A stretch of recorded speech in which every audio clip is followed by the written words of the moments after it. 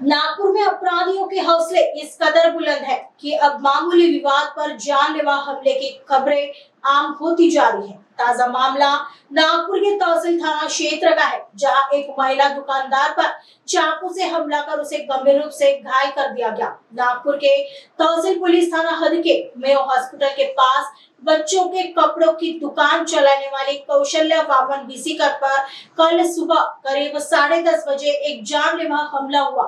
Police के मुताबिक हमलावर मनोज छोटेलाल समुद्री, जो कि महिला का परिचित बताया जा रहा है, दुकान पर आया और वहां दुकान लगाने को लेकर विवाद करने लगा। विवाद इतना बड़ा कि आरोपी मनोज ने कौशल्या के साथ गाली गलौज शुरू कर दी और जान से मारने की धमकी दी। बात सिर्फ जुबानी जंग तक नहीं रुकी।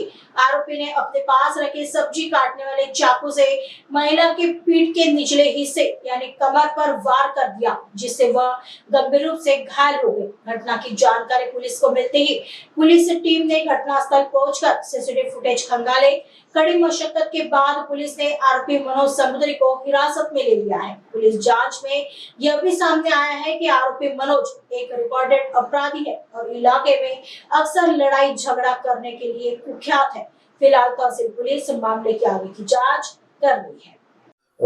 माझे नाव राजेश दत्तात्रय महादेवर, पोलीस उपनिरीक्षक, पोलीस ठाणे तहसील येथे नेमणुकीत असून काल दिनांक 28/4/2026 रोजी आम्ही दिवसपाडी अधिकारी म्हणून कर्तव्यावर हजर असताना तक्रारदारांना कौशल्या वामन भिशीकर या पोलीस स्टेशनला हजर येऊन त्यांनी आम्हाला तोंडी तक्रार दिली की त्यांचे मेयो हॉस्पिटलचे एंट्री गेट समोर बाजूला लहान मुलांचे कापडाची विक्री दुकान आहे, त्या तिथे दुकानामध्ये हजर असताना सकाळी 10:30 वाजताच्या दरम्यान त्यांच्या ओळखीचा आरोपी नामे मनोज छोटेलाल समुद्री हा त्यांच्या जवळ आला आणि त्याने म्हटले की इथे दुकान लावायची नाही।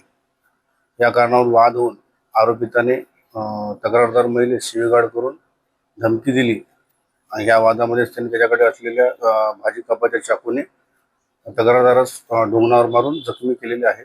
सदर तक्रारीवरून आम्ही गुन्हा दाखल केलेला आहे। आम्ही घटनास्थळी जाऊन घटनास्थळाचा पंचनामा केला, आजूबाजूचे सीसीटीव्ही फुटेज चेक केले। तपास पथकाने यातील आरोपी मनोज समुद्रे यास डिटेन करून ताब्यात घेऊन पोलीस ठाण्याला हजर केलेले आहे।